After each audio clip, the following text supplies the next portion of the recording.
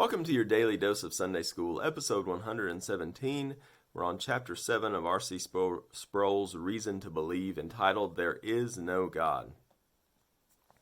Sproul starts with the premise that something exists. We know that something exists because we are aware of something. Believe it or not, there are people who would make the claim that, well, maybe everything's just an illusion. Well, those people deserve a little more than an eye roll, but we'll give them more than they deserve. So, if there's an illusion, that's something. Not only that, but an illusion implies someone to be deceived by the illusion. You can decide whether it's you or me who's being deceived by this illusion.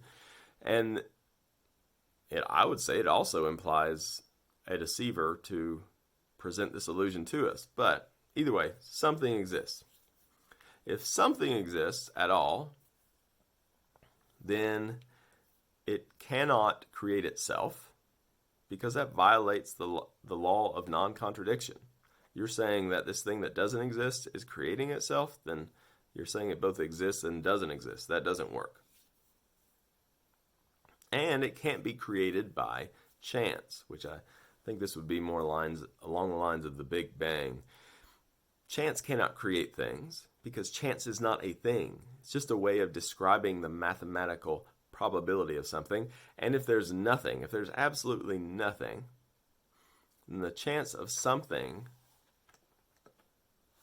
being there at the next moment is zero.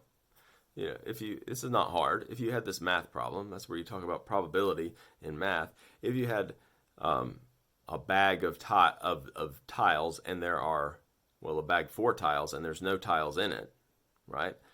What's the probability of drawing out a tile with a W on it? Well, we all know it's 0. So chance can't create anything, and chance would tell us that nothing comes from nothing. If something exists now, something has always existed. Something has to exist that can cause whatever exists now.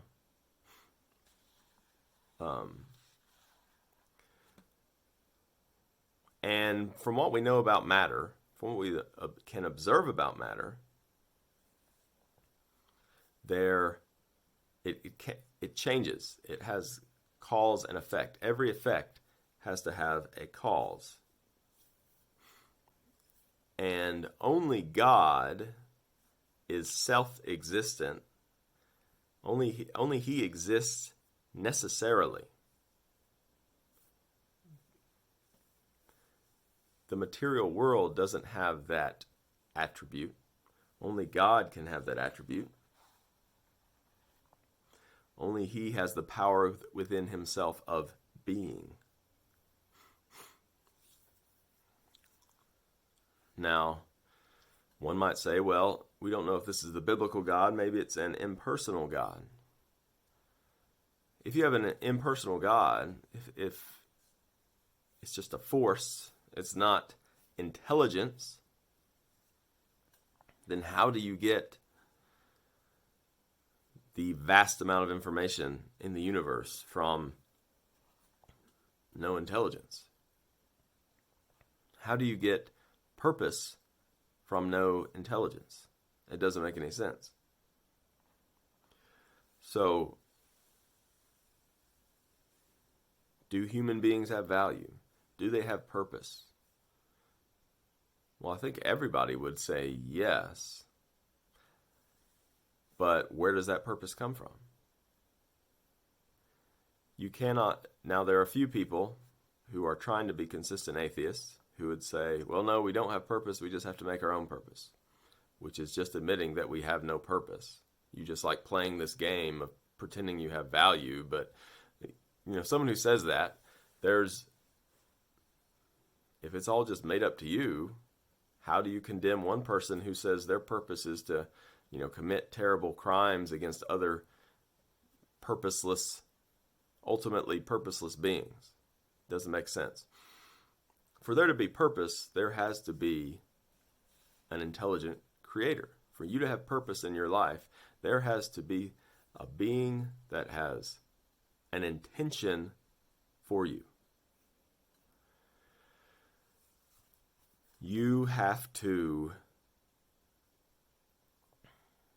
think about an eye. Even for the eye, what's the purpose of the eye? The purpose of the eye is to see. Well,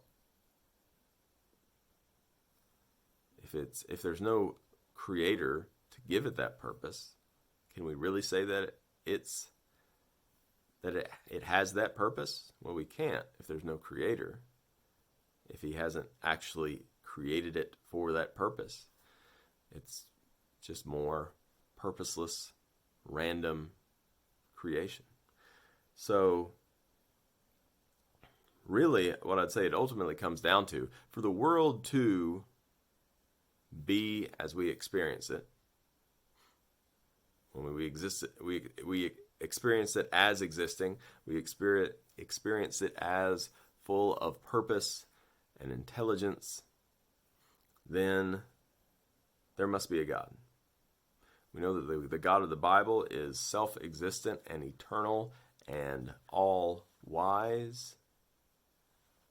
And to say that there is no God violates what we know from Romans 1, that what every person knows to be true.